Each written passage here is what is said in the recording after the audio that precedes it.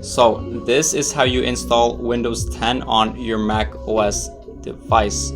Step 1 is download Windows 10 64-bit ISO from the Microsoft site.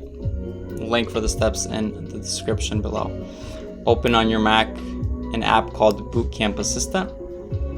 Select the ISO. You're gonna get a different screen because we already have it installed, but on your screen, select the ISO that you just downloaded. Select the partition size.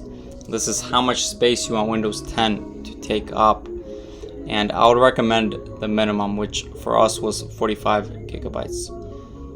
And then click continue. Follow all prompts until you have Windows 10 installed, and you're done.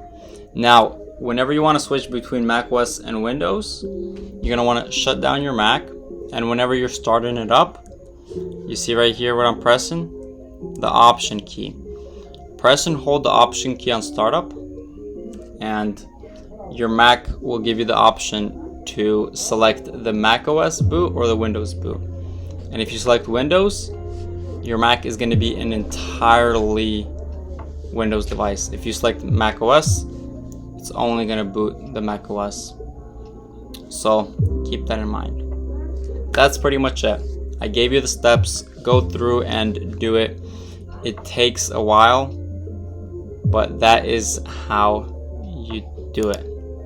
There you go. I would also recommend you have a Microsoft account before beginning this process. Other than that, that's pretty much it. Thank you all for watching. Peace.